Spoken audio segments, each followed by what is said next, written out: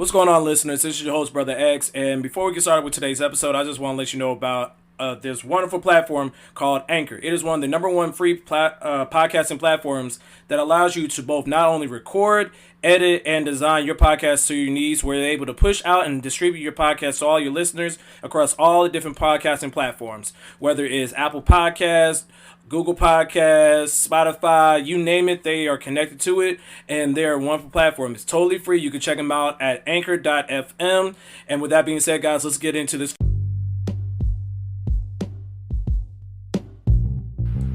Hey listeners, this is your host, Brother X. I've come to you guys before today's episode, and I wanted to just make sure I put the disclaimer out here. Nothing crazy happened in today's episode, but I want to make sure that it's clear that all views and opinions that are expressed in this week's discussion are of the guest and do not necessarily reflect the opinions or thoughts of the Truth and Transparency podcast. With that being said, guys, let's get started with today's episode.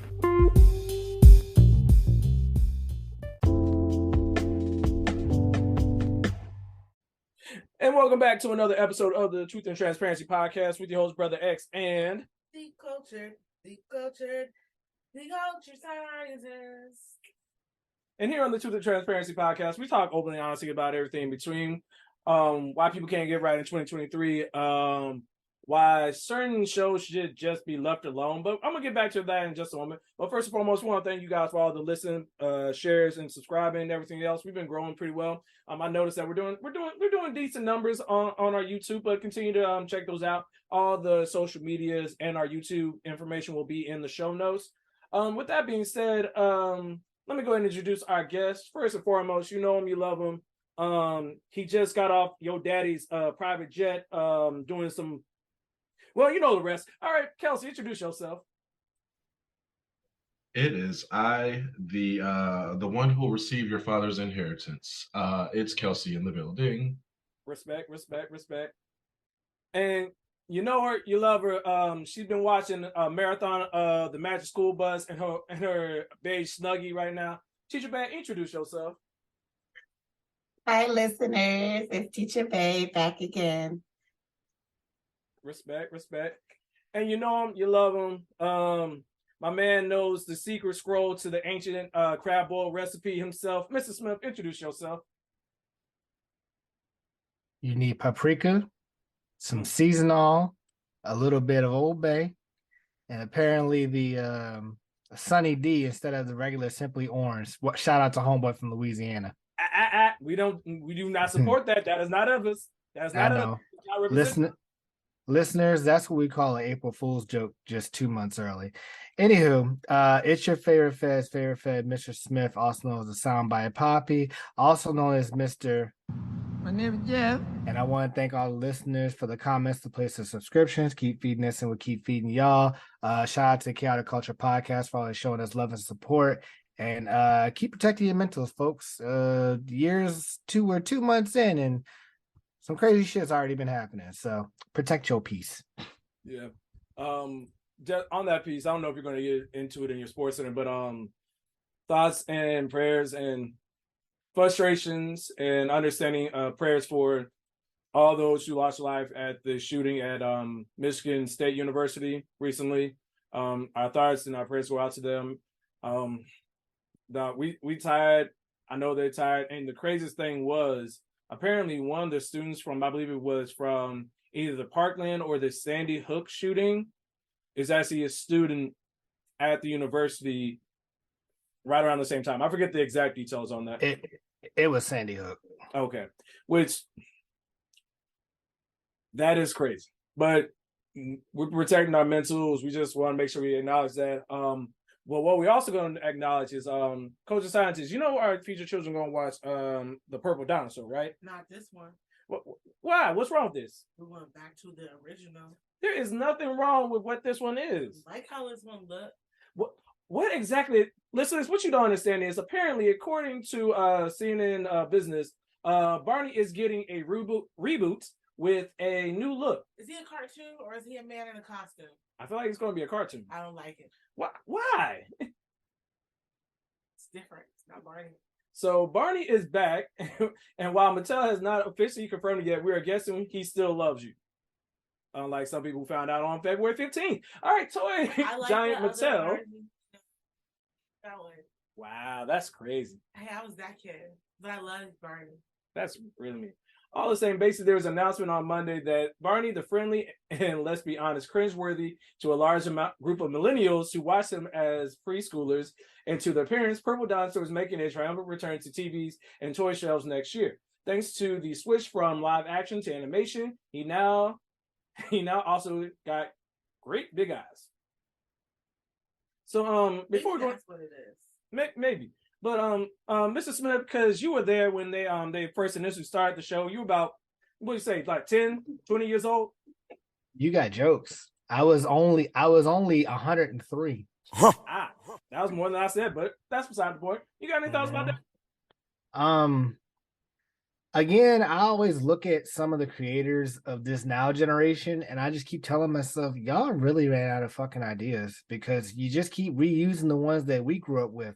One, that solidifies our childhood as being the best childhood, bar none. Generation Next can suck it. Zennials can suck it. And just about anybody else past that can suck it. But then two, it's like, I think the thing that stood out about Barney was the fact that he was a person in a costume, and you actually had real people, so like you could kind of identify with the kids somewhat, depending on who you were. You could identify with the kids and it kind of relates to you, whereas with a cartoon I just kind of feel like it's gonna lose its pizzazz, because why am I gonna look at a purple dinosaur on YouTube TV or whatever streaming service is gonna be on PBS when I'd rather do that? I forget what they're called. I think it's Gracie's Corner that does that hip hop ABC song. Now that shit fire. I go to that. I ain't going to this. Either my nigga Bluey too. Yeah. Bluey got a stranglehold on children nowadays. Kelcie? I don't know what in the Velma is going on here, but I don't like it. Wow. I we don't talk about it. It's like the Avatar movie. We don't talk about it. Like, I don't know who this man is. I feel like Keke Palmer. I don't know who this man is. That's a shame, man. But Tragic. but yeah, I mean, just be on the lookout that for our future parents. Give it a chance. If you need another thing put on their tablets so they stop messing with you, an appropriate amount of time. Don't have them watching a certain aardvark that listens to music on his side of his head and not his ears. Yes, I have beef with Arthur. I don't know why, but I do. I blame Teacher Bae. You're rude. I'm just putting it out there. It makes no sense. Quit it. All right, fine. All right, so we just want to make sure we bring that out there. And I want to, before we get into our sports center, Mr. Smith and everybody else, how y'all mentals doing, man? We're doing a quick mental check-in. Anybody can go. We could popcorn it. Mr. Smith? Yeah. Work sucks right now. Stressed like hell. I been dealing with a lot regarding that. And I mean, you guys kind of saw it in the last couple of times that we talked that, I've almost wanted to punch a hole in the wall, but that's neither here nor there. As of the time of this recording, Valentine's Day just passed. So me and Teacher Bae had a wonderful date last night at the Ruth's Chris. They got money. You want to know what was funny about that? My parents technically paid for that because I use our Christmas gift to pay for that. Thank you. So thank you, Daddy Smith. Thank you, Mama Smith. But yeah, it was just interesting to kind of see like how the world is kind of transitioning, where I think we counted like 5 or 6 couples off rip where the woman's dressed to the nine. I'm talking like heels done, heels on, nails popping, hair done, all that good stuff. And the nigga walked in a jogging suit. I was like, it's a hood classic, man. But it's like, it's just weird because it just threw off the ambiance. And I don't know what couple that was sitting diagonal from us, the next table, but homegirl was not happy at all. And apparently you called homeboy what, a dependent? I did. Okay, just making sure I got the right words. Yeah, we was kind of roasting homeboy because he definitely was on his phone for a smooth 15 minutes. He was playing Candy Crush. I don't think it was Candy Crush. It was some game he was playing, and like you could tell on her face, she was not happy in hell. That was before the drinks even came. So I'm gonna pray for that couple. Yeah, he ain't getting no Valentine cheeks. No, I think we both said we don't think it's him. We think it's her. We think she's settling. So he probably did get some cheeks out of just, hey, I'm here. I made it. He Melvin Gordon that shit. He just showed up. Yep, I'm just here for the ride. For the free meal. Yep. You know she paid. Right. But at the same time, that also means that he's giving quality dick. Because if he ain't got nothing else but dick, you know. Oh no, he's slinging it like he's going out of the, style. I don't think. Yes, Kelcie, that caught your attention. You said what? I don't think he was giving that. He was giving the tongue. Hey, orgasm is an orgasm. A win is a win. Hey. A win is a fucking win is a fucking win. Don't matter how you get it. Well, she didn't seem pleased. Emotional damage. But Teacher Bae, how you doing? Feeling good, actually. You know, there's this whole teacher shortage thing going on, and so at my job, it seems like we've kind of had like a rush of teachers our way. So it's been looking up. However, one did quit this week, but I think she needed to. But no, other than that, it's just kind of been making my job real easy. So I'm just glad we're halfway there and school is almost out. Respect. Waiting for snow days though.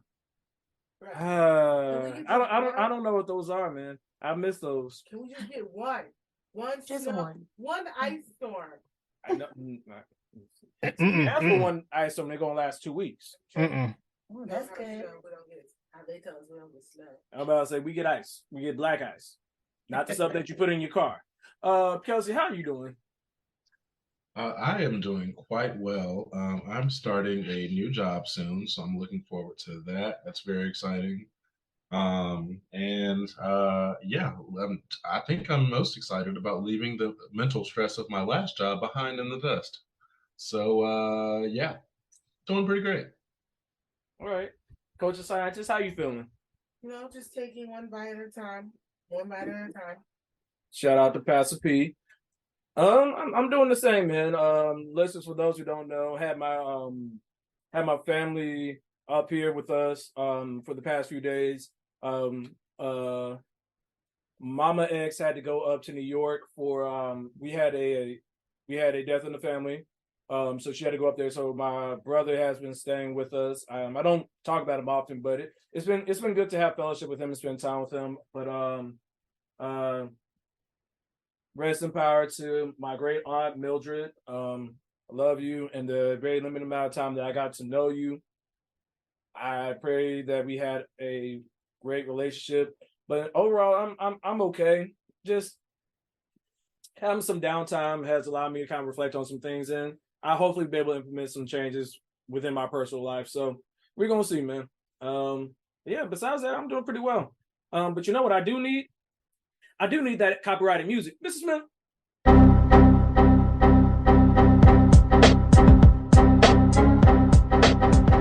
All right.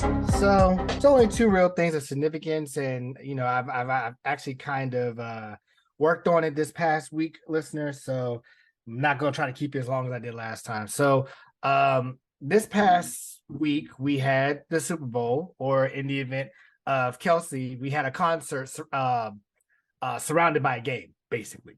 So I'm gonna start with the game. Kansas City ended up winning 38-35, I believe was the score. And the game was actually pretty freaking awesome. To me, it was me, Teacher Bae, and shout out to our other mutual friend, Brother X and the Culture Scientist. Our mutual friend, will call her the Tiny Librarian. We all was watching it together, and that Jalen Hurts fumble was like, ooh, this is going to be good. But then, you know, he showed poise and not being rattled. So I felt like that was a good showing. However, I will say, even though, so about, I'd say maybe about 2.5 minutes left in the game, on a 3rd and 9, the Kansas City Chiefs were killing the Eagles with their wide receiver going into motion and then doing whip routes, and the corners would get confused. Well, they finally was able to stop it, but then the refs threw a penalty flag and called prior to the pass holding on defense, which at that point the game was tied. Kansas City was already in Eagles territory, and they needed to the Eagles needed to get a stop so they could kick a field goal, and they had the full 2 minutes, maybe a minute and 40 seconds left. But because of that penalty, it gave them an automatic first down. And a lot of people were just kind of like, that's a ticky-tack ass hold. Like, was it a hold? By textbook, yes.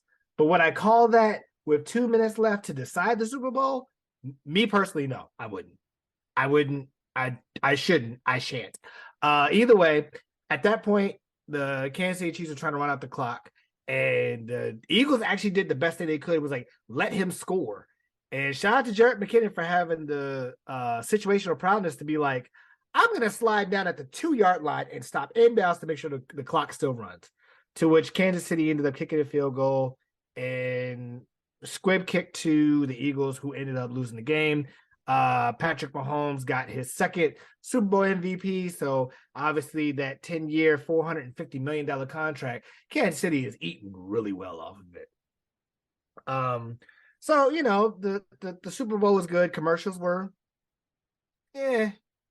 underwhelming. I'll say that. The Dog, that commercials were QB good. one really made me think something happened to the coach and scientists. Thought I changed the channel. I did. Yeah. I didn't like that one.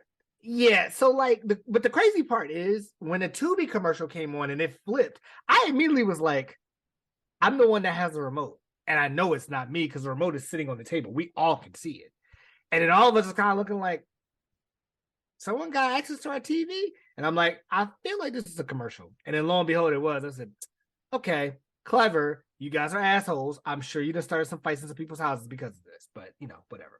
Mm-hmm. So, you know, Super Bowl was pretty good for that. And at this point now, we're going into the offseason and free agency. So we're looking forward to see what kind of moves we are going to make. Going into I'm thinking Teacher Bae. One other thing about the commercials. People. I understand Coinbase did that QR code last year and it caught everybody by surprise. Everybody wanted to scan it. Not everybody needs to do a fucking QR code, okay? I'm not going to do it for the Fox sweepstakes. I'm not going to do it for a car. I'm not going to do it for housing. I'm not going to do it. Stop. Get some help. To the NBA and listeners, if you remember at the end of SportsCenter last week, we had a blockbuster trade of Russell Westbrook to the Utah Jazz for who Utah Jazz sent Mike Conley and a couple of picks or a couple of players to the Minnesota Timberwolves, who ended up sending D'Angelo Russell and Malik Beasley and Jarrett Vanderbilt, I believe is who it is. Yeah. And I was like, oh, okay. Listeners, I don't know why people do this, but like me and Brother X finished recording and was ready to call it a night. And then a Woj Bob dropped on Twitter. And it was like, Kevin Durant just got traded to the Suns. I said, you got to be fucking shitting me. You would wait until we just finished to be like, oh yeah, here's a bomb. Take it. What is happening? So yes, the Slim Reaper, aka Easy Money, Easy Sniper 35, is now AKA from Brooklyn. BDBs. Yeah, BDBs. He needs a hairbrush and some pink lotion. He ended up going to the Phoenix Suns, in which that is a super team. And I mean that, I'm sorry, the Nets, I feel like they made out the best in that one because Mikal Bridges, Cameron Johnson, Jay Crowder, a pick swap, and 4 first-round picks for one person. That's incredible. So needless to say, it was a whole bunch of trades that just kept going on throughout the NBA. And for some reason, the theme of the year was 5 second-round picks. And I don't understand what was the significance of 5 second-round picks, but there was a lot of 5 second-round picks going on. Shout out to Brother X's Warriors, who they are, as of the time of this recording, they are completing the trade to get Gary Payton II back, but they are also working with the NBA to investigate the fact that Portland kind of lied about Gary Payton II's ab injury, which might be more significant than what they usually faced. So whole bunch of, going back and forth. But I will leave off with the fact that it is interesting that the Brooklyn Nets had all that cap space and all that star power. And as Brother X said, they won one playoff series? One. And James Harden was the first to go. Then Kyrie left. And now Kevin Durant left. And it's like, damn, you guys had such potential. And now, it's not looking good at all. Actually, and I'm glad we're here. We're going to end off with this. I wanted to ask you about this. Mm-hmm. James Wiseman. Yes. What happened? Like, that trade came out of nowhere to me. So very short version for listeners at home for Jeff in Tennessee who has no idea about basketball. Basically, he was a second overall pick.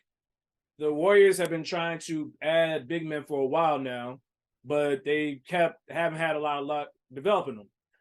I liken it to those who are basketball fans. If you watch college basketball, they're very much the Duke University of the NBA, where they have a lot of great guard play, but their big men are just basically rebounders, screen setters, outside of maybe one offensive player. And basically, he couldn't crack the rotation because the first couple of years he was injured. And then when he was playing, he just didn't fit the mold of what the Warriors do with their big men. Basically, they have all the big men basically be a lot of screeners, able to pass. They're not meant to be a focal point of their offense. So basically, after a certain point, the writing was on the wall. There's like Kerr wasn't playing him, and it wasn't because he was a healthy scratch. So because of that, they were like, yeah, we need to move on because he's not going to get the playing time he needs to develop here. And basically, at this point, we need to get more defensive presence because the defense has gone down since Mike Brown went to be the coach for the Sacramento Kings. So basically, that's why they went and got Gary Payton II back. They probably should have never let him go, but they are willing to admit their mistakes. So basically, he's off playing in Detroit. Okay, understood. And then I'll end off with this. This was funny to me and Brother X and our friend and our other brother Drewski. Houston ended up making a trade for Eric. They traded Eric Gordon to the Clippers. And who they got back was John Wall. The significance behind that is because John Wall was bought out by Houston Rockets earlier this season. And then he signed a 1 year or a 2 year, like $15 million deal, I think, to play with the Clippers. And he went on a podcast and was saying like the culture surrounding Houston Rockets, like people taking practice or training and all that stuff. Like he's like, they didn't take it seriously. And he was telling them like, you do this shit on any other team, you're out the league. Like that shit won't fly on any other team. And I mean, he just said that his time as a member of the Houston Rockets was trash, which kind of was because they rarely played him, and he was healthy. Like he was playing really well. He's still one of the top guards in the league. And so for you to talk, I'm not gonna say crap, but be honest about the fact of your time in Houston. And Houston was like, yeah, we're going to trade back for you. We're going to give up Aaron Gordon. It's like, why? I think I'll put a clip of the how the trade craziness happened. And then you can kind of hear like just the stupidity in this. All right, trade deadline's here. What do we got? We're trading for Kyrie Irving. Yep, we knew about that one. I'm sure Kyrie Irving getting traded to a historically relevant city won't cause any problems. He'll be fine. Are we sure JFK was really assassinated? And there it is. Hey, we're trading for Kevin Durant. What? Brooklyn, what are you doing? We don't care anymore. Hey, we got Jay Crowder in that deal, right? Milwaukee, you interested? Yeah, actually, we are. What do you guys want for him? I don't know. Give me 5 seconds. 5 second-round picks. Deal. Yeah, fine, whatever. 5 second-round picks, huh? Very weird. Probably be a long time before we see another trade like that. Hey, we're trading Wiseman to the Pistons for Sadiq Bey and then trading Bey to the Hawks. Oh, yeah. What did you want for him again? I don't know. Give me 5 seconds. Deal. Again? No, we don't want 5 second-round picks. Thank God. But we will take them and flip them to Portland for Gary Payton. Okay, please tell me we're done trading the incredibly specific package of 5 second-round picks. Yep, we are definitely done trading 5 second-round picks. Good. On another note, we're trading Devontae Graham and 4 second-round picks to the Spurs. My head hurts. We're finally trading Russ to Utah in a 3-team deal and getting D'Lo, Vanderbilt, and Beasley from the Timberwolves. We're trading for John Wall. What? Why? I don't know. Thought it'd be funny. You're weird. You're a weird franchise. Oh, we know.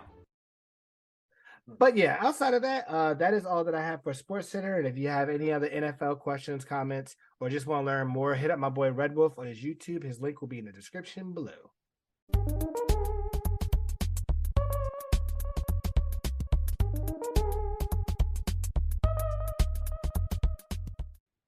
So now that we can bring back the culture scientist and Kelcie into this conversation, let's talk about this Rihanna concert that happened. Yes, listen. Y'all take it away. Listen. She came out the sky. Why do you say it like that? That's what she did. She came out the sky.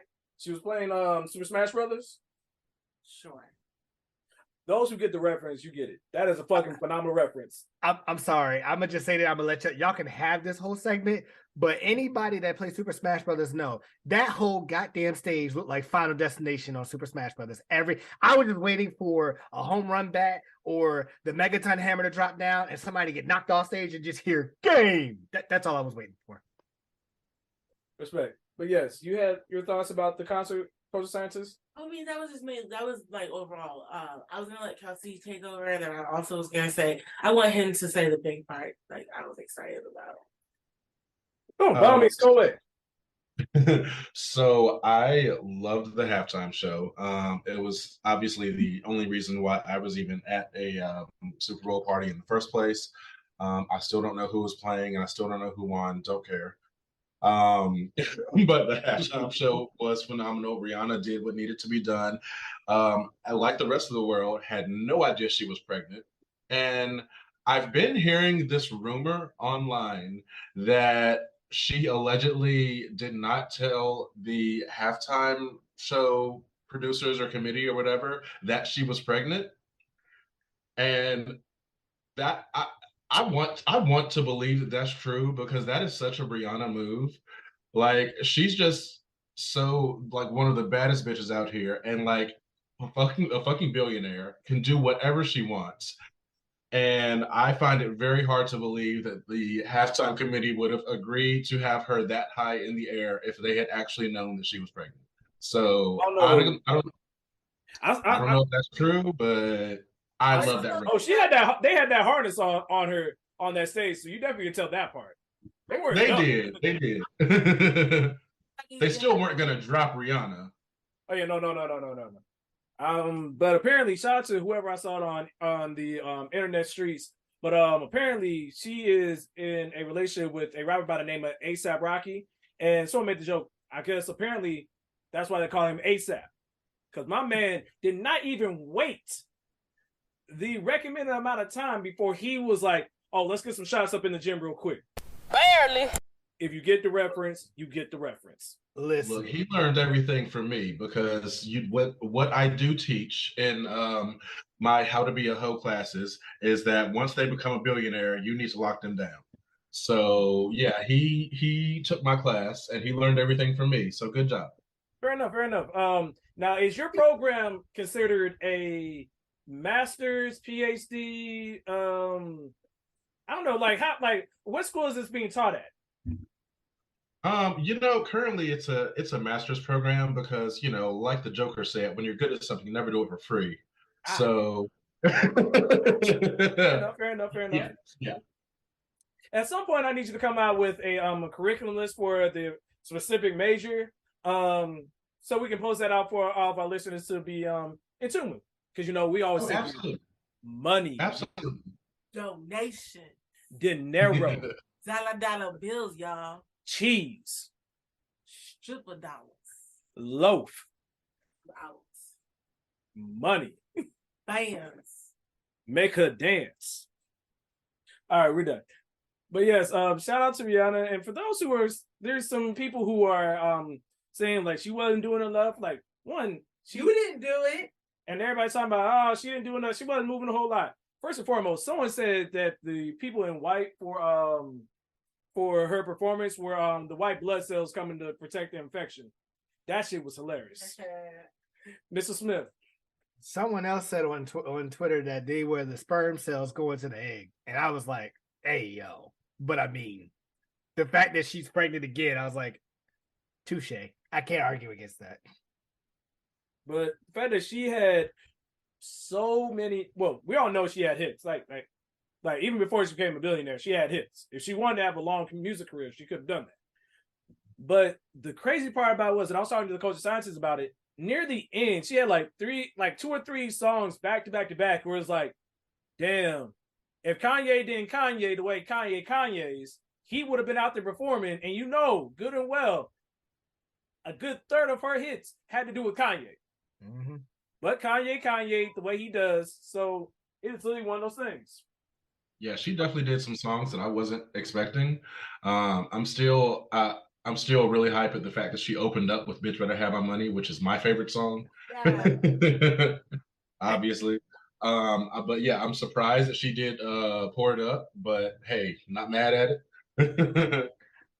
I'm more so trapping. I mean, at first, when I first heard that song, I was like, I guess she telling everybody, listen, I'm here, give my money. Then come to find out she didn't even get paid for the Super Bowl performance. I was like, oh, I wish she did, because that would have made the song just that hit that much harder.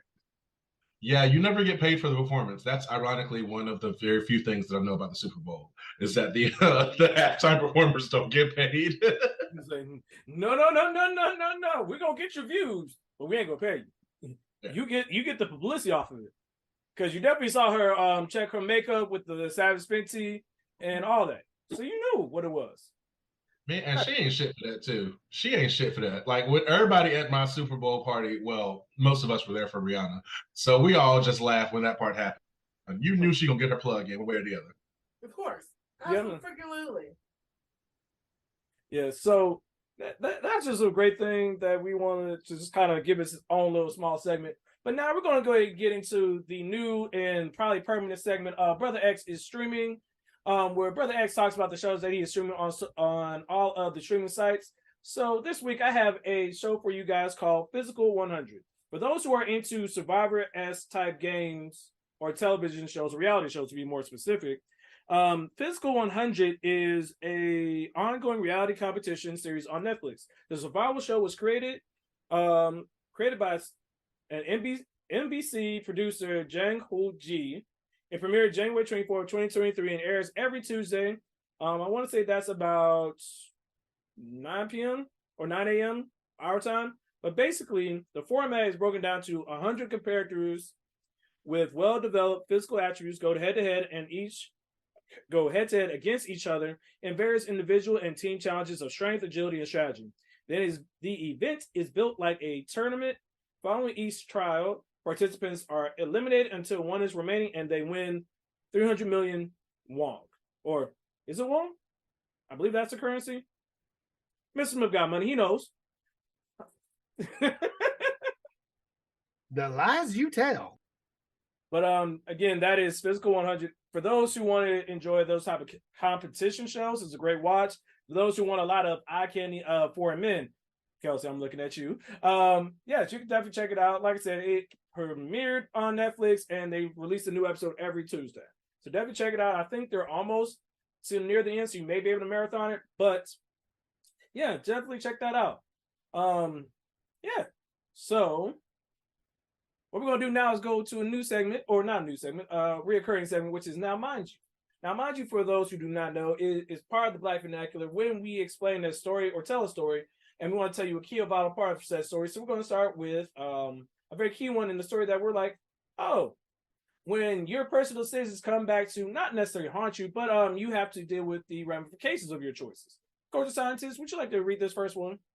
Amber Rose shares how her 9-year-old son defended her against his friend who asked him about her on OnlyFans. On OnlyFans page. You have to let a woman do what she wants with her body. Is that what he said? Yes. Yeah. Yes, Coach of Scientist. Why is it left it? Why? Because he's 9. Mm. His point is about 1,000% valid. I'm just saying, he's 9. So, for a little bit more context, Amber Rose, she shared that information. She also told Sebastian, I guess this is the podcast that she was on, told him that she shared with her husband or ex-husband, Wiz Khalifa, had defended her honor when one of his friends criticized people on OnlyFans. He said, bro, you can't say that. You have to let a woman do what she wants with her body. That's not cool. You can't do that. Amber says she was left emotional after hearing this from her son, saying, a tear rolled down my cheek. I was like, that's my fucking baby. I instilled that in him from birth. Now, I get it. Coach scientist, I agree with you. Women are allowed to do what she wants with their body, and he defended the mother. I respect. But my question also, too, is to Amber Rose, what did you think was going to happen eventually? Your choices come with ramifications. I won't say consequences because it's not necessarily like she did something wrong. It's her body. Cool. Respect that. But what did you really expect was going to happen? Because at some point, everybody got a phone. Everybody got the internet. Everybody got at least $15, $20, however much you charge for your OnlyFans. I don't really know. I don't follow those things. But you got to understand that it leads to a larger conversation of, although you have the right to do certain things, you don't have the right to be like shocked when this happened. Like, I'm sure she wasn't necessarily shocked, but you're sharing this as if this was like not going to happen at some point. Right. Like, you have to know that if you're choosing to put yourself out very publicly as a figure and as not a martyr, but a spokesperson for sexual empowerment, all those things, then you have to know that that's going to come along with it. And at some point, you got to realize this is the first one. Like, this was his friend. Just imagine what some of the other kids are potentially saying are going to do. You have to understand he's going to be fighting this for the rest of his life, because once your booty hole's on the internet, it's on the internet for life. Mr. Smith? Yeah, so I'm gonna see it from 2 points of view, right? The first one, obviously, as a mental health podcast, we definitely promote women's rights and empowerment to say, hey, you have it, do whatever you want with it. However, I'm also going to say, remember that every decision, no matter whether it's sexual, non-sexual, financial, doesn't matter what it is, will have consequences down the road. And to that point, this is not myself, Kelcie, Teacher Bae, Brother X, Culture Scientist time in middle school, high school, where nigga, the cell phone just came out and it was a Nokia brick phone, right? And you didn't have the internet. The internet, you had to go to a desktop and pray to God that that thing could load in about 5 minutes. Kids nowadays are having phones, and they're having phones with internet, and they're having phones with social media. So you have to also understand that some of the things that you're going to do, especially if it's easily accessible to adults, it is also easily accessible to children, because children are smarter from an internet perspective than we were when we were their age. I can see now somebody coming up to him and literally have their, have his mom's OnlyFans video on Reddit, because niggas don't really pay for OnlyFans like that. They try to get that shit off Reddit, but that's another story for another day. And be like, how are you giving the game away for free? Hey, yo, what the fuck? No. I ain't giving it away for free. It's called subscribe to this podcast. Hey, talk about it. But they just come and be like, oh, yeah, you talking about me? This your mom titties right here, right? Like, this you right there? And any boy, when you talk about their mama, immediately you got to throw hands. Like, it's not even a question. You have to throw immediate hands. So the fact that you're kind of putting him in a place where he doesn't have a lot to go off of, like, he obviously he's going to defend, but if they can access the thing, it's like, from a mental standpoint, now the child's kind of traumatized because, like, oh shit, like Brother X said, I gotta pretty much defend this for the rest of my life, because that's all they. God forbid, do not let him get on a football team or some type of sport and he's a wide receiver and he's lined up against a cornerback. Game on the line. All the corner got to say is, your mama's titties was nice last night. I saw him on that. Throw his whole game off. That's the type of stuff that I'm talking about. Not to say that it's horrible, but it's life. That's where we're at right now. So just understand that your decisions could have consequences down the road, and to just pick them carefully. Not saying it's a bad decision, just saying all decisions have consequences. Yeah. Kelcie, I believe you have some thoughts on the matter.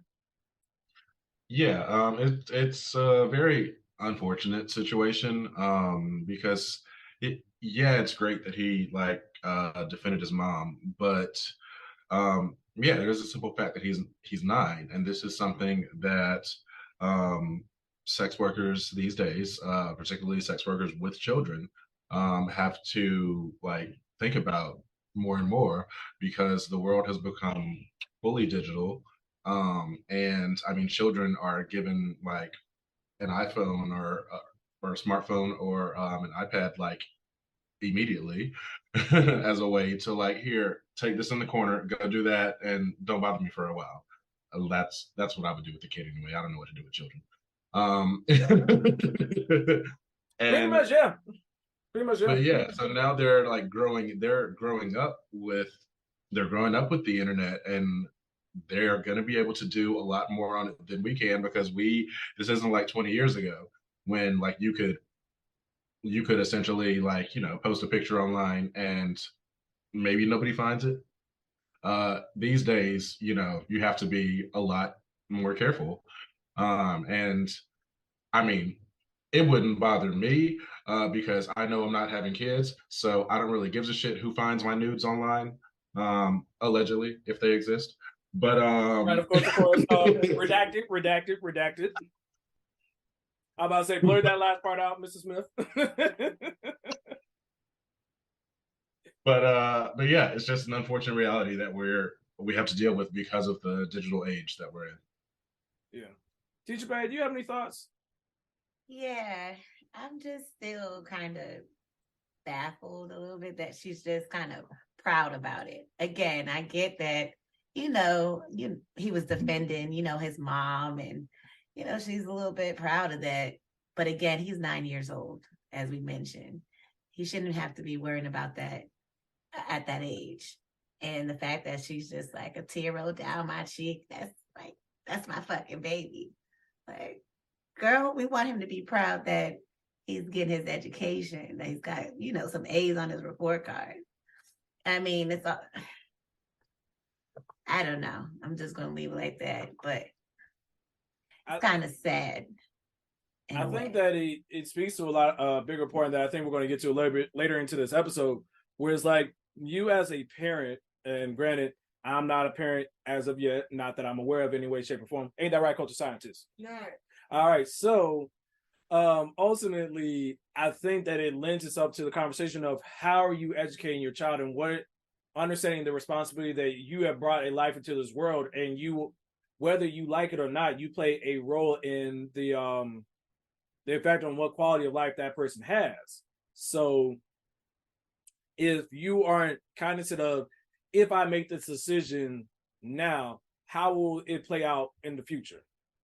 Because ultimately, it's not something like, it's not even just that. It's like, what about his relationship with other women? How does that affect his relationship with his friends? How's that his relationship with his father? Like, you have to be responsible and understand that everything that you do goes into a bank of what makes your child who they are. They have to figure out themselves, but you also play a role in their foundation.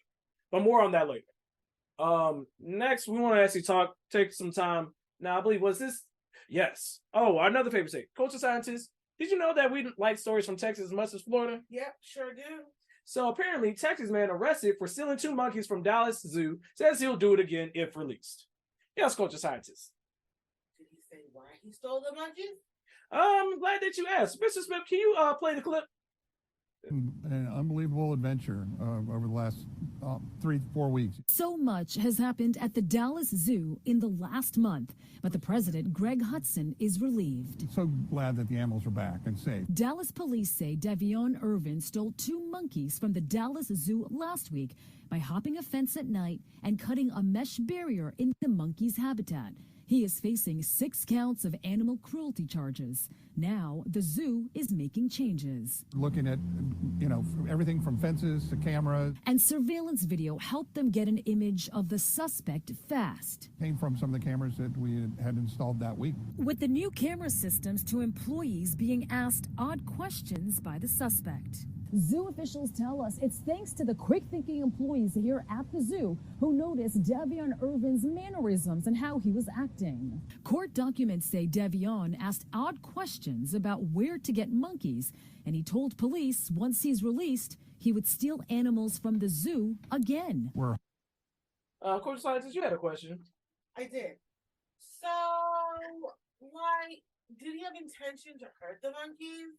Because what it sounded like, they said he's being charged with animal cruelty, but he wasn't necessarily being cruel to them. Maybe he was freeing them. You sound like Jeff. And how is that being cruel? Sound like you're related to Jeff. I feel like they need to come up with a better charge that's more accurate. So I don't feel like he was being cruel. Well, it was taking them out of their quality habitat at the zoo. You are not wrong, but again, so he Coach was not Scientist, necessarily being cruel. I know we haven't done this in a while, and I believe it is we got a little bit of money in the budget. Mr. Smith, cue the music.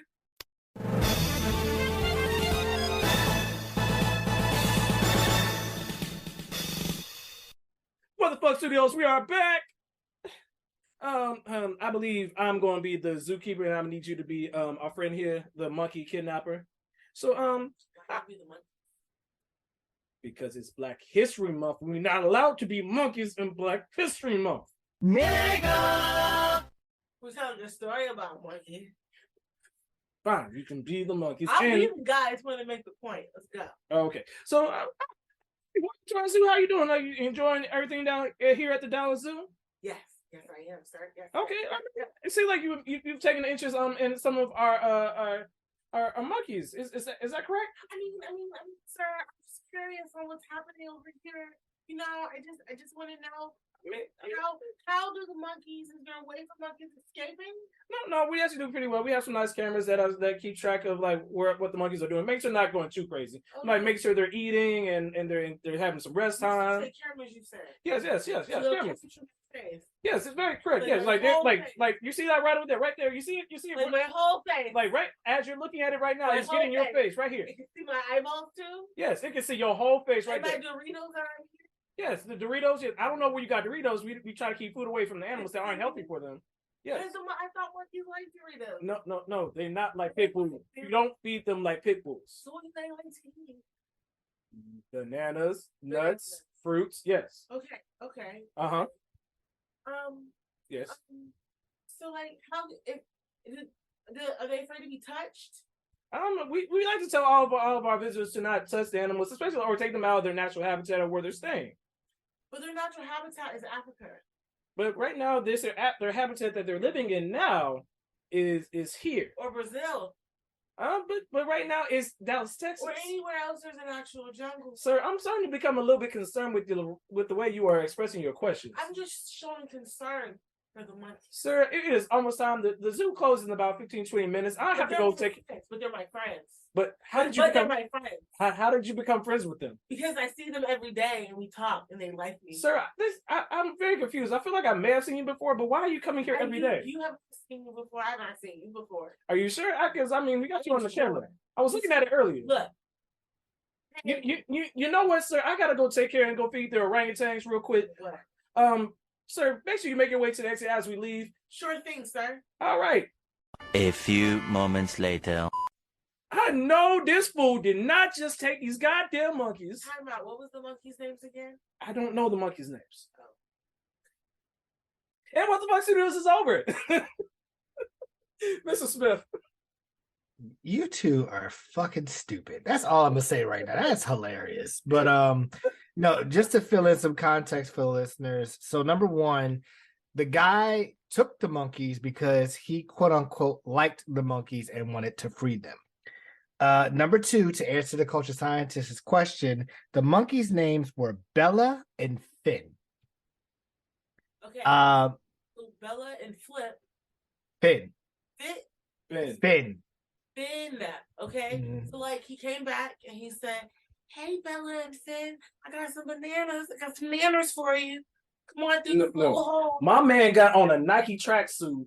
Probably gonna own some Gucci slides. He ain't going to do nothing healthy for them, but the monkeys. Continue, Mr. Sorry, Mr. Smith. I know you're good. So then also he had been squatting in a vacant house where he had a couple of different animals, cats, pigeons, you name it. That is where he took the monkeys before getting ready to try to board a train, a light rail to, I guess, I don't know what his actual plan was after that. And he actually was trying to also free I'm trying to remember what kind of cat it is. It is I can't remember a clouded leopard. And the clouded leopard's name was Nova, but he was only able to pet Nova before Nova jumped on top of the enclosure and was like, yeah, nah, fam. Because, cats already know immediately, nah, I ain't fucking with that. We out. Bro. So, yeah. But I think the thing that sticks out, and listeners, if you don't know, please take another listen to season 1, episode 34, famously titled Quit Hoeing Around. Shout out to Kelcie. Where our man Jeff decided to steal a police car and then say on the news thing, when I get out of jail, I'm gonna steal another police car because God told him to do it.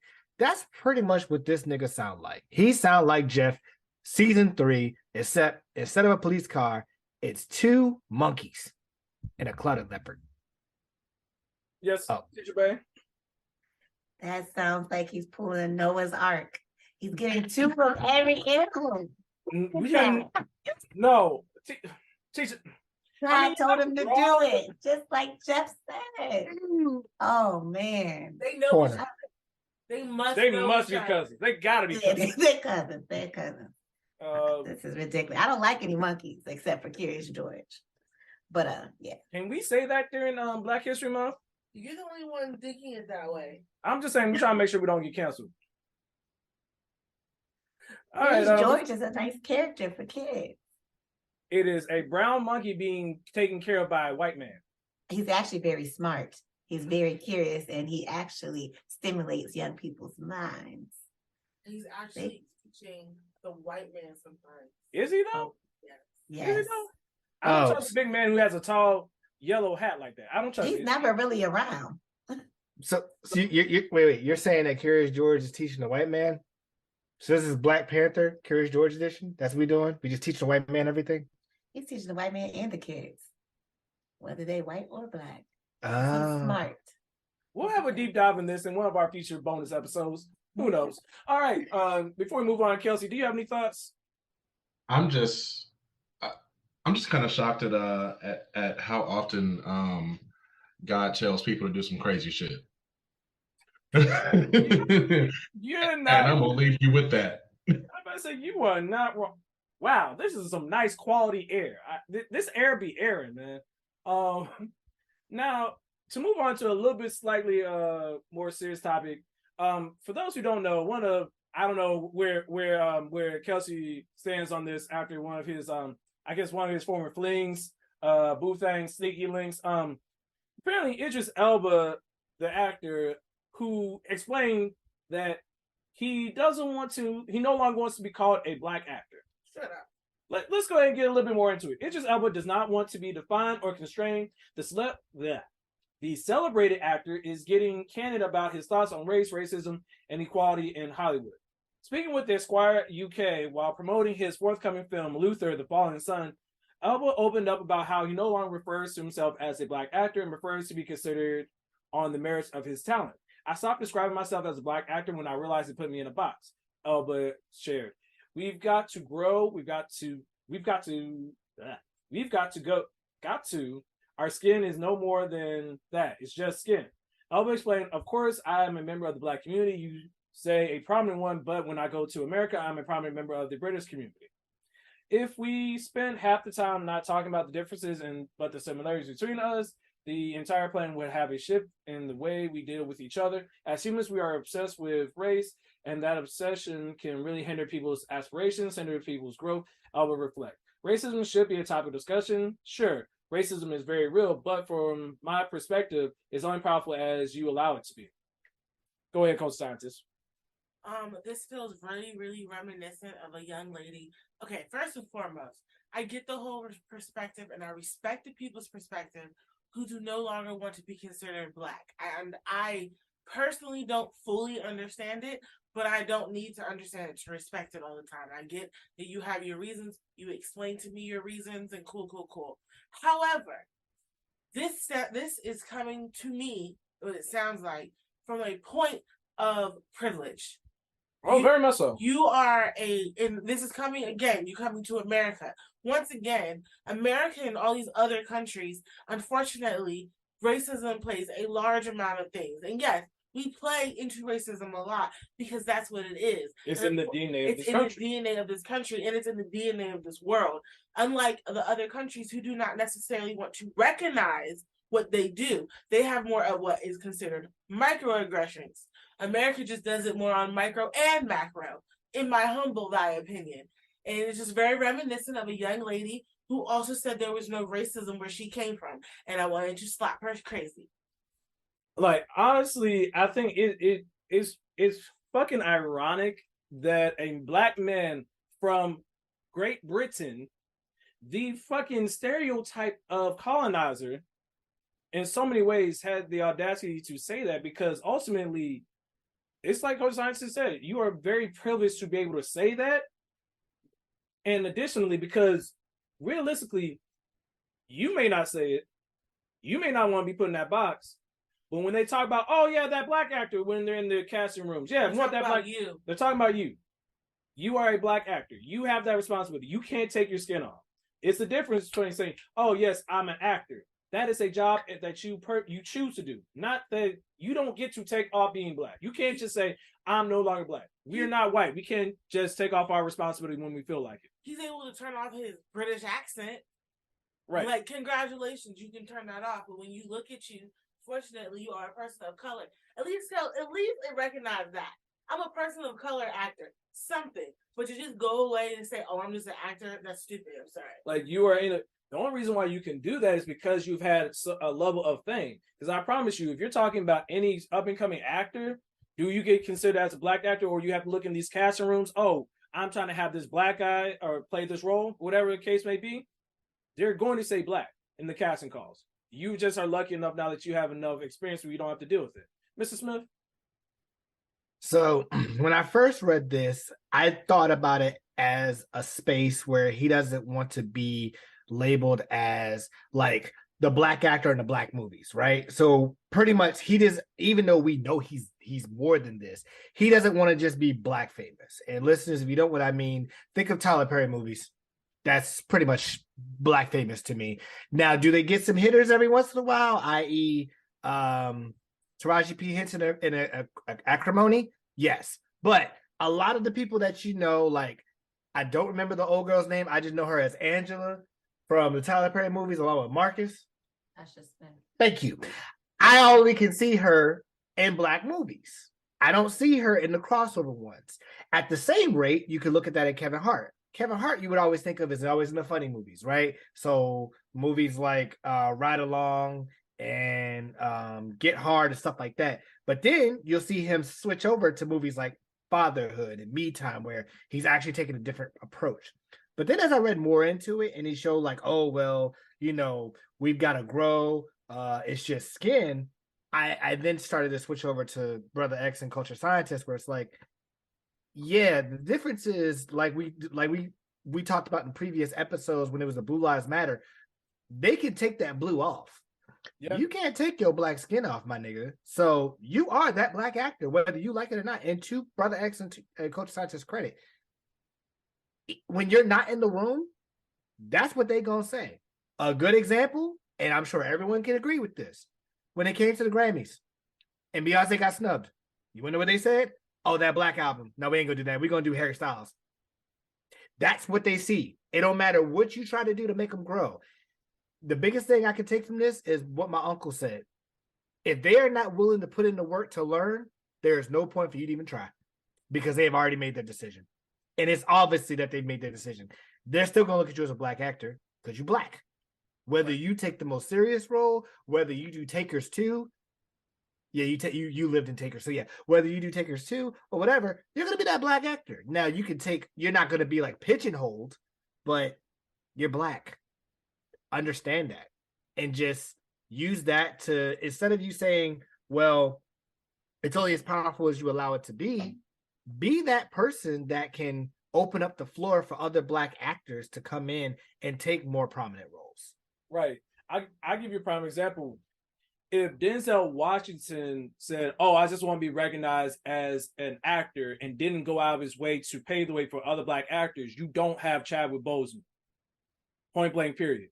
Ultimately, for Idris Elba, granted, he's older now and he's in a position where it may not affect him, but he is one or two experiences away from being just another nigga. Honestly, because in the wrong circumstances, he can get arrested and still be put in jail. And it don't matter if you want to be cleared as a criminal or a Black criminal, you're going to get treated like you're Black. That is the world that we live in. And for you to operate otherwise is willful ignorance. Somebody gonna remind you. Life is going to be the best teacher. Teacher Bae? Yeah, I'm wondering if maybe because of that last role he had with being, James Bond in the newer version, maybe that played a part in this. So he kind of feels like, he kind of reached over some boundaries there where it's like, yeah, there's no color here. It's just, me doing my acting because I got that role. But like we all said, at the end of the day, you're still Black. It would be nice to look at the world that way, but it's not that way. And I think it's just privilege that really does play a part here. There's too much institutional stuff in place for to say, "Oh, it's how much power we give it to." Dog, do you think Black people in America will? I guarantee you, if we as Black people in America could say, "Oh yeah, racism doesn't exist here," and just poof, it magically disappears, dog. Why would we haven't had all the things that's happened over the last 200 plus years? I'm sorry, Kelcie, you wanted to jump in? Yeah, I just wanted to say that I would love to no longer identify with being poor or middle class, but I just can't when Guardian Leviosa some money to manifest in my bank account. Exactly. So, Idris, I guess I don't understand the point you're trying to make with this because, in my opinion, Idris Elba has had a pretty great career so far in Hollywood. Like he's gotten to do a lot of things that I feel a lot of Black actors just don't get the opportunity to do. So I don't know. Like you said earlier, like I just feel like it's coming from a place of privilege and I don't know. I feel like he could have just not said this and been totally fine. Like I wish we could go back to before he said this. And granted, here's the crazy thing. So it would be one thing if it was just the whole stereotype of Black British actors. Mr. Smith, I don't know if you have the quote from one of the best dudes that I know who got disrespected by Star Wars, but John Boyega's quote. Do we have that? So this is another Black actor from Great Britain, John Boyega, Protect the Block, and all the different fames and other things like that nature. Basically, he came out and said, I think we should fixate on who is typecasting and putting actors into boxes because of this, not on making weird adjustments for them. We continuously focus on what we have to do so they don't do this or that. Very worrying. We Black, and that's that. Very simple. Like, mind you, it is a choice to try to willfully ignore a part of who makes you who you are. You are representation when you become a Black actor. You are one of the representations little Black boys, little Black girls, and other kids look at in Marvel movies playing Heimdall. You are representing a group of people, whether you want to acknowledge it or not. You just have to take responsibility for it. But that's just my thoughts on the matter. Yes, Kelcie, last thought on that so we can move on. Yeah, last thing. I just want to say to the Harry Potter stands out there, yes, I'm aware that I used the wrong spell. It was the first one that I thought of. So, fuck you. There you go. All right, so we're actually going to get into our topic, which, as you kind of heard bits and pieces of, and we've touched on some elements of it, but I wanted to bring it to our guests and our host, the question of when is it time to educate the youth on their race, which I think is very apropos from our last subject.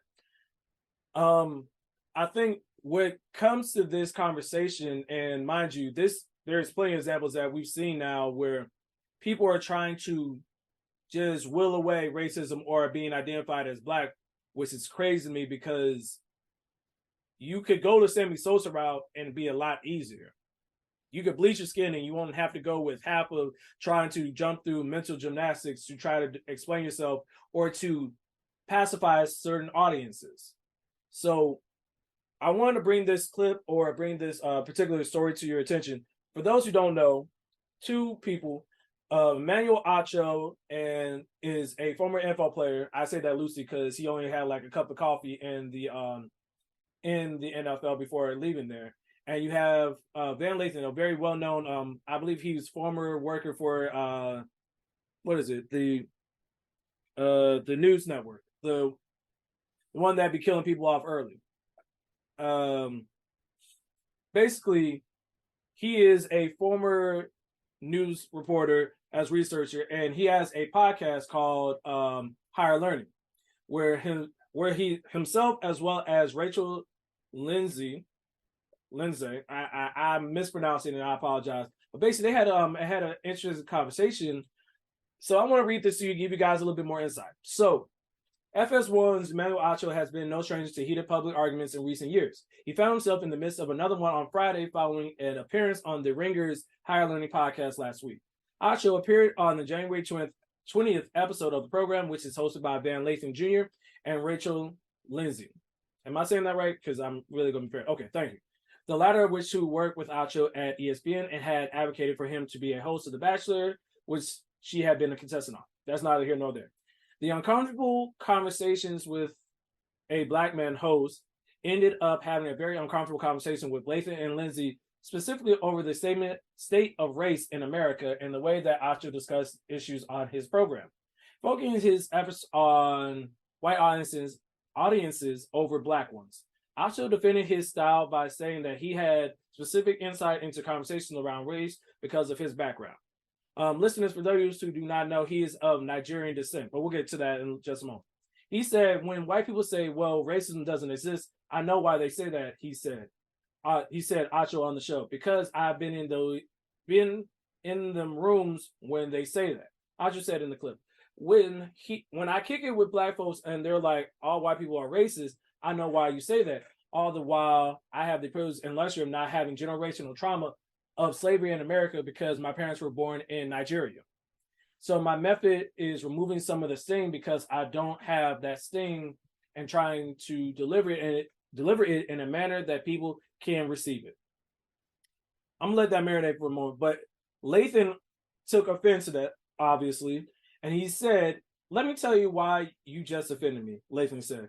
You're saying that you didn't have generational trauma and that you didn't mean it this way, but you're saying that in some way, meaning that your delivery method to white people is going to be either more effective or more sanitized, is to me dangerous. And let me tell you why. Everybody that you just named and what you're talking about does what they do in different ways. I don't think that any of the things that they do are necessarily harmful, but what I could say is a Black man, a prominent one, acting as an emotional butler for white people and serving them the most milquetoast, unspicy, unseasoned brand of racial discord and accountability possible could be definitely harmful. Like, we're fighting for our lives, and to me, having a conversation like that at that particular time, it's not that it's not a different method. Everybody has different methods. Is that it's the wrong method. So I bring that to your attention, and you can read more about it and listen to some of the audio from it. We'll put it in the show notes, but it opens it up to the conversation of we can't just, in talking about race, which is both a social construct, but also a vital part of America DNA. How do we have these conversations? Because I know for me, as a Black educator and working with kids, I had kids who were in some of my classes when I talked about what's special about February. You got the natural answers of, oh, it's President's Day. Oh, it's Valentine's Day. Oh, it only has 28 days in a month. And these are, mind you, young children who had no idea that it was Black History Month and not understanding why it was important and having to explain that to people. Coach of Sciences? There's a lot. Go ahead. Speak your piece. There's a lot to unpack right here.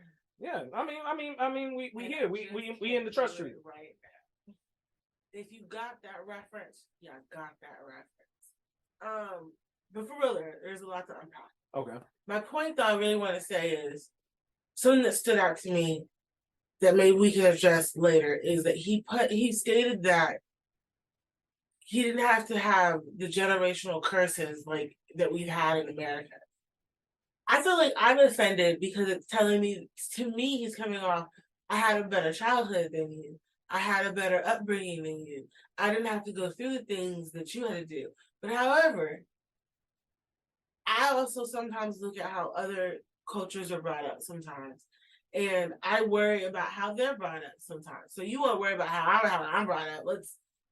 You still have your own personal generational curses. You have your own personal issues. It is still somehow bridged around culture and who you are as a people. And I feel that a lot of Africans don't think that way, or even let me put people of color. All people of color, I feel, no matter where you are in the world, in some way you are teaching protection against something from some outside source. It's almost in the sense of you're teaching and you're trying to have the conversation of yeah, I'm black, but I'm not that black. Yeah, I'm that Negro, but I'm not this Negro. Yeah, so I can see why that person is offended, because that's how I took it. It's kind of I see what you're saying. Your point is extremely valid, and I can understand why you're coming from that. However, this is when I become tick for tack. I admit that. I'm like, wait a minute. If we're going to play the Oppression Olympics, we can play that game, but you got to understand you're about to wade in some deep waters, and if you don't got the verbal hands, don't hop in the ring, because ultimately you have a responsibility. Anytime you have a platform where you can reach multiple people and you are visible to those, you have a responsibility. You can say that it's a cultural thing that we're taught, but damn it, we got to answer for it, because again, if I as a black educator fuck up, that's going to ruin it for the next 5 to 10, 20, however many other black educators, because they're going to look at, oh, he did this, and this is why we try to avoid having this type of teacher here. It's just, it is what it is, ultimately, because we live in America and this is part of who we are. Doesn't matter, not Coach Scientist, Mr. Smith or Teacher Bae, either one. I'm kind of with culture scientists. I felt a little offended as well, but I feel like his point is not valid. Just because that generational trauma didn't directly affect you, it did indirectly, because again, we all stem from Africa. So I'm sure if he keeps going further down that family tree or further back, somehow, somewhere, there was some type of slavery or trade slave that was going on. So to me, it doesn't make sense. It did happen. How do you know that we're not Nigerian too? And, we kind of cross paths. It's just really hard for us to track, because again, they sold us like crazy and changed our names. And it just brings up a lot of pain. But again, for you to say that, it's not valid to me. Yeah, no, I mean, it's like you are literally, you are using, for lack of a better term, white people's narrative, pull yourself out of the bootstraps. Oh, why you always gotta make it about race? Sir, when I am the only determining factor or separating factor of what happened with me, it's the color of my skin, not my quality of education, not my quality of skill, not my qualifications, and anything else. It is literally because I am black and that person is of a different skin color or of a different shade of skin tone. You can't just say it, wipe it off as oh, it doesn't exist, dog. It is willful ignorance. I'm sorry. Kelcie, you have something? I feel like this is another issue that is coming from a place of privilege. It's very similar to the Idris Elba story. And it's crazy because I feel like there are definitely Black celebrities out there that have kind of forgotten that they're still Black first and that they were Black before the money. Right. And that's what's coming off in this story and in the Idris Elba story. It's like you're still Black first, And that is how the world is going to see you, regardless of where you go in this world. That's the first thing that people are going to see you as. So because of that, there's always going to be some level of trauma or stuff that we need to just get through just to go about our day. And I feel that the way that he came off in this story was kind of not addressing any of that. He's coming off as kind of like he's almost, I don't want to put words in his mouth, but it's almost like he's above that because he had a different upbringing than a lot of Black Americans had. And I don't know. It's hard for me to get with his point of view on this. I feel like it's quite skewed. Mr. Smith, you have something? Yeah. I'm gonna make sure I say this cleanly. This is not Truth and Transparency. This is Mr. Smith's viewpoint. The point I'm not gonna rehash what you guys have said because it's definitely valid. The point that I stick out to is where he said that he's serving them the most milquetoast, unspicy, unseasoned brand of racial discourse and accountability possible. So many times in this life, we always have to adhere to white fragility. There's a lot of times where it's like, if you look at how many times we call them Karens that will call the police on somebody, and then when shit hits the fan, all of a sudden they start tearing up. Oh my God, it just right. But if we did that, we'd be shot, we'd be arrested, all the other shit, right? You look at politicians that don't even want to talk about reparations. Like, you bring that word up, it's like kryptonite to Superman.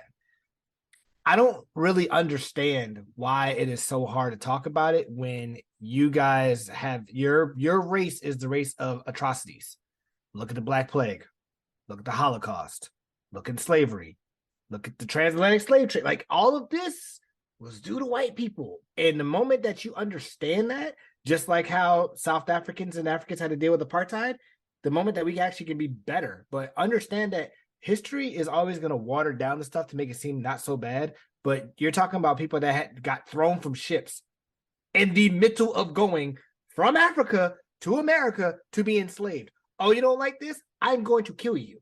Like, that's what we deal with. But a lot of it is, oh, well, like I think I forgot what state it was that said they want to rewrite the it was Texas that wanted to rewrite the history books. Servants. Yeah, they wanted to rewrite it and make it seem like, oh, they had an agreement. No, they didn't.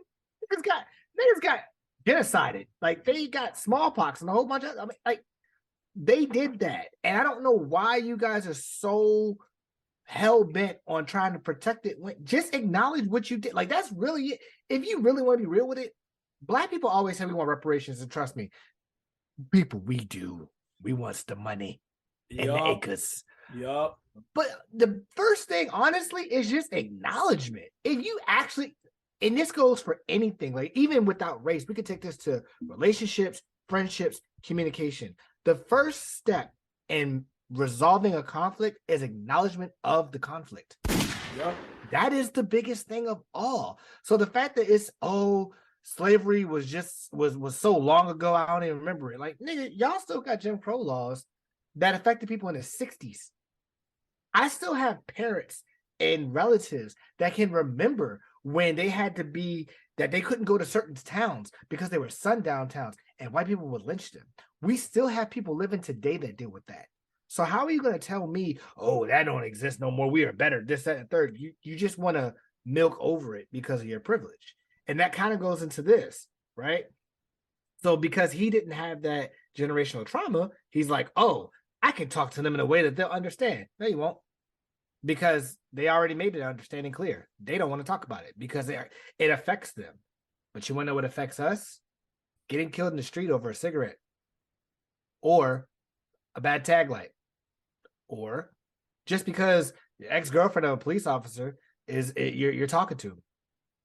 Stupid shit that you should be at the most fined and maybe jailed for a day or a couple days or a month or whatever. Even the most severe of casualties. But you want to know what else is crazy? White people that are going into schools, museums, shopping marts, supermarkets with fully loaded magazines and AR-15s, they're being brought home alive. Yeah. That's what we're talking about, Emmanuel Acho. That's the stuff that you got to make sure you understand. When you talk about that generational trauma, remember all of these, and trust me, these are all recent examples. Don't even let me go back a couple of years, but these are all recent examples. So just watch what you say when it comes to that, because that is offensive. And to tie back into my initial question, because I know we've had a good dialogue so far about this, is simply that I feel that if we're having these in order to prevent, because I feel like part of it is too, is that if we're teaching our children or having our conversations with children, notice how I said children. I didn't just say Black children, and I didn't say about it, just talking to them and treating them like they can comprehend things, explain to them like, hey, these are things about race. And it's not some, oh, you just want to talk about race. No, explaining to children what race is and helping them understand what the concept of it is, what the social construct of it is, how it can potentially play a role. You're not treating them with baby gloves. Like, I promise you, from my almost 10 years of experience as an educator, kids are very resilient. Some of them will have some of the most insightful things to tell you, and their understanding goes far beyond what you're willing to even acknowledge. It's like, hey, they get what racism looks like. They may have been misguided in what are some of like key figures or factors to it, but they are more than capable to have these discussions. So when I see these things of like, oh, I know how to talk to people, it's like, when did it become a tool, or like this is like a privilege, like we said multiple times, that, oh, don't worry about this, stand back, I can be the super Negro, I can be that 1 in 1,000 that knows how to talk to people, or, oh, we don't have to worry about this because I said that, oh, this is just all those things. Sir, you have to look at the circles and the environments that you are in right now where you are able to say that. Because you have ended up putting yourself in these circles, whether through hard work and all the trials that you've been through as a person, to be able to say that. Because again, you are one bankruptcy, one police arrest away from being just another Negro.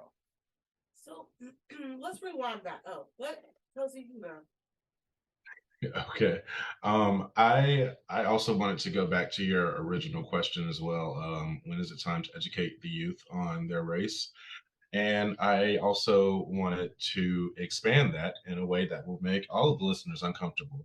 I don't think there's an age that is too young to start talking to your child about race, about gender, about sexuality.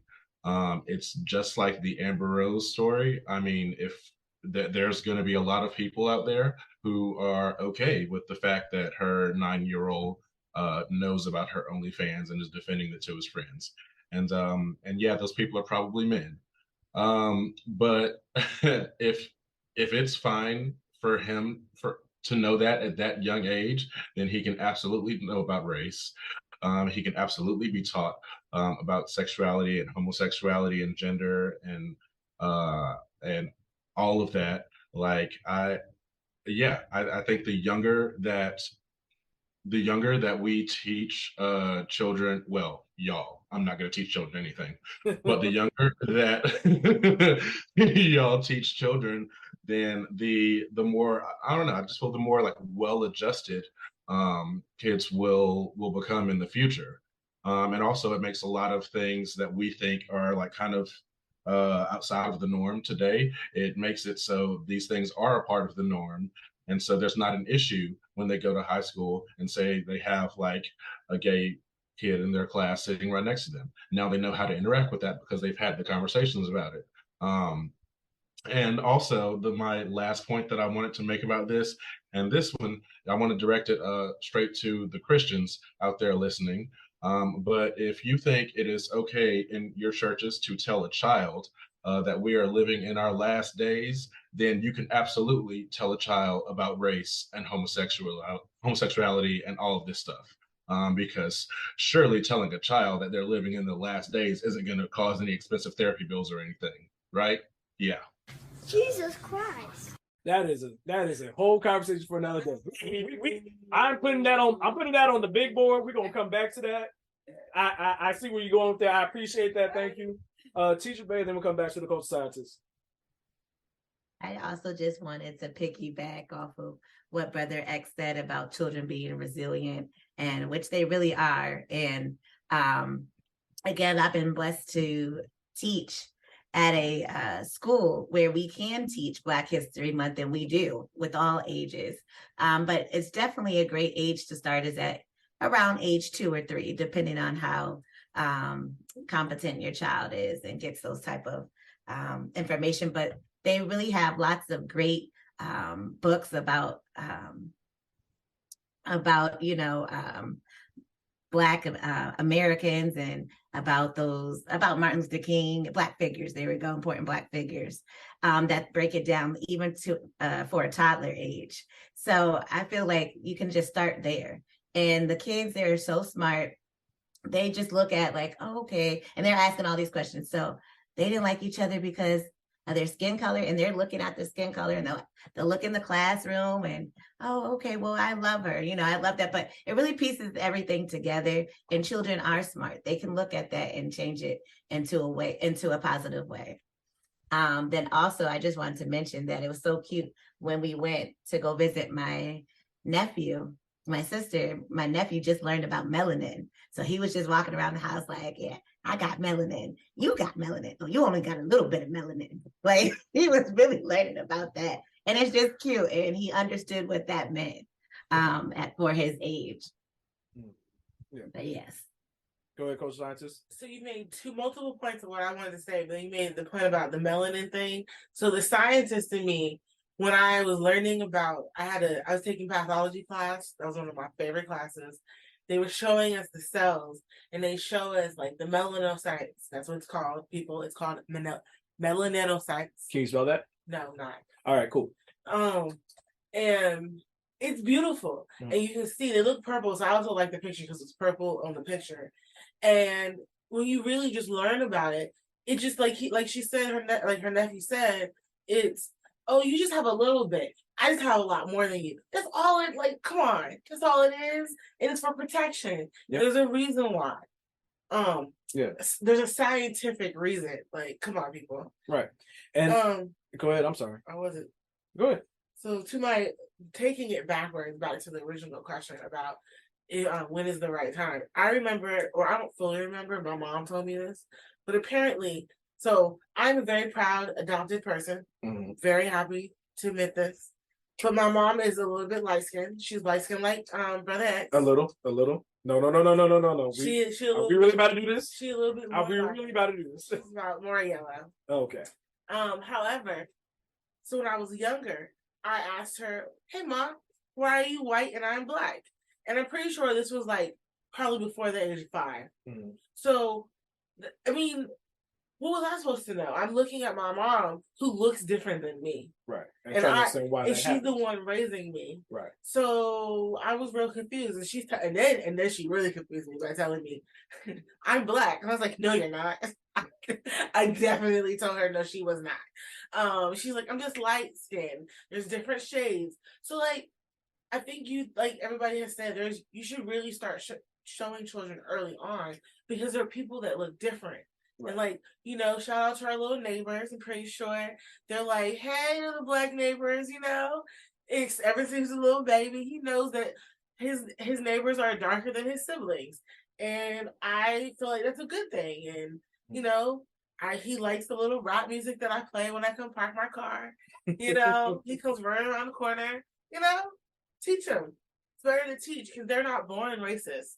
That's all I gotta say. Yeah, and I think a big part of it is you're trying to destigmatize the situation and trying to make it, if you want them to get comfortable having these conversations, you have to start talking about it with them at an early time. So it's not brand new. It's not, oh my goodness, it's shock and awe. It's like, oh, I didn't realize that these things happen. You're not having these children grow up to be people who are shocked and appalled. Like, oh my goodness, I didn't know things like George Floyd was happening. Dog, I can promise you, I'm 2 phone calls away from someone who had police brutality happening to them. And you have to understand that these are things that are a real part of this world. And until the world is a better place, you are better equipped to prepare them when they're young, where they can absorb it, so they can have the tools.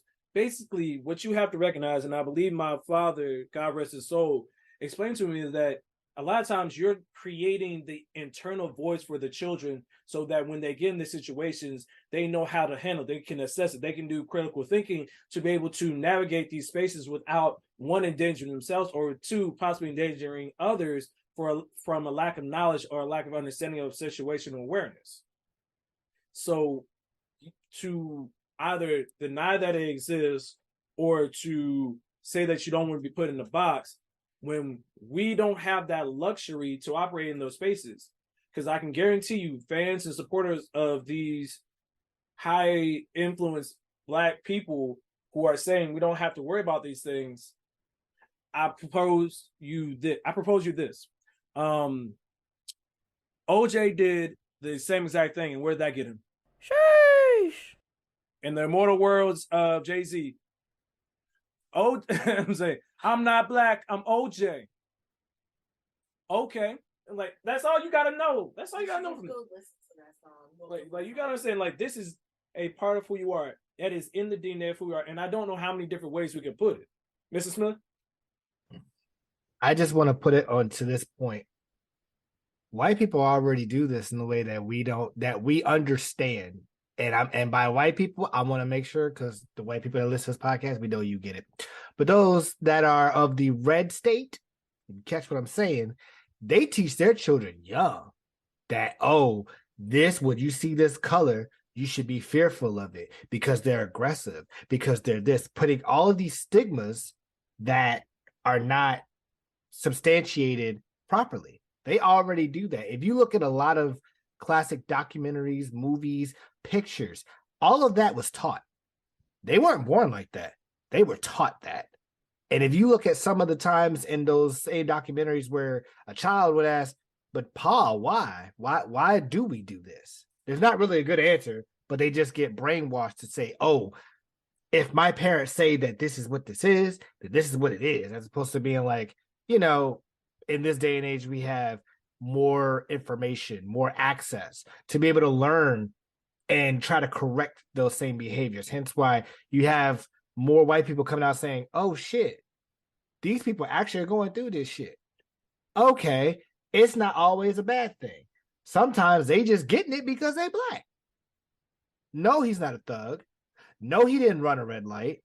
No, he doesn't have, warrants or anything like that. He was just in the store and they saw him as a threat. That's what we're trying to correct. And until they get to that point, it's a long ways away. But as someone of color, I'm gonna tell you now, I got that conversation when I was 7.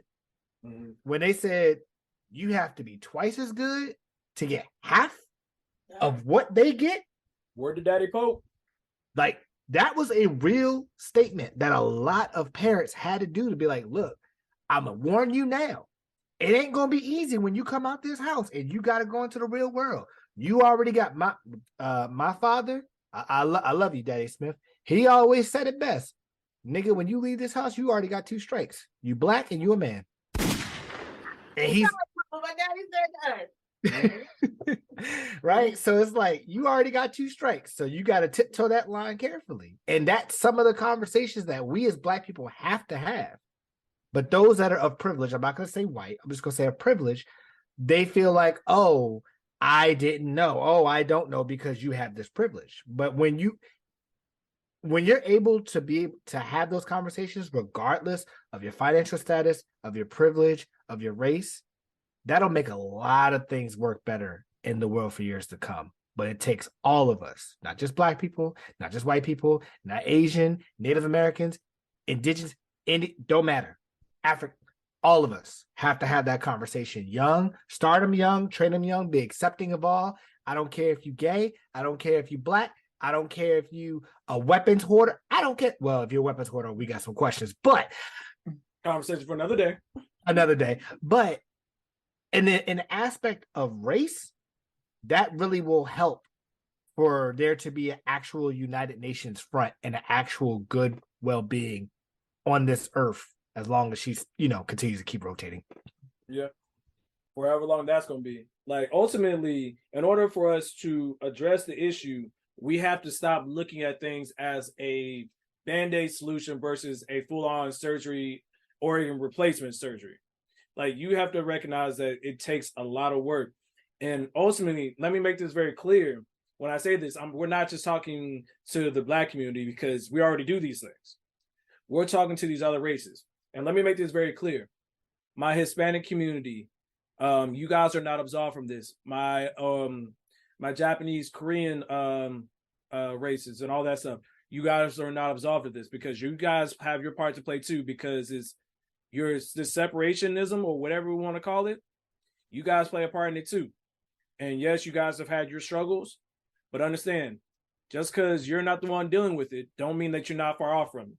Just like when they're coming for all this stuff about Black and African American history, white women who are supporting these people, don't worry, they coming for you next. They've already done it in multiple ways. So please don't be willfully ignorant to these situations because they're hard or they're uncomfortable or you don't know what to say. Dog, just talk.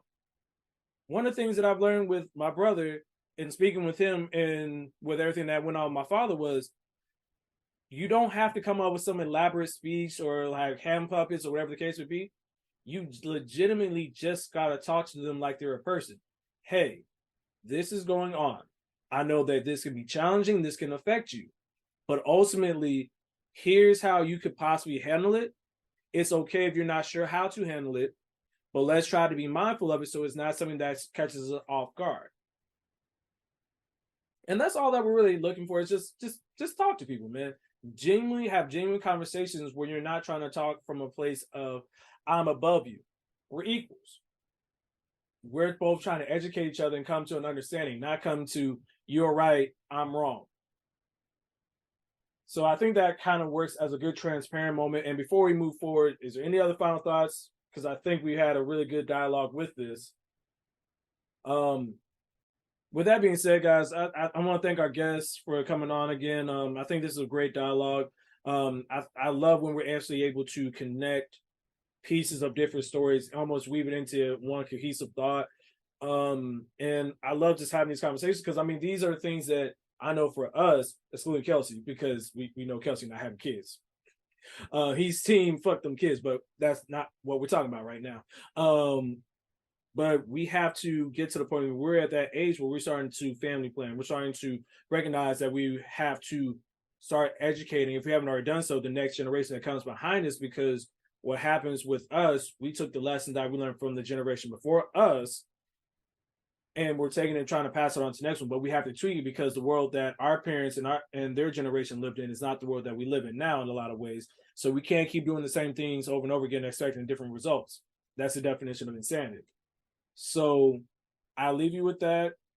Talk to your peoples, have those conversations.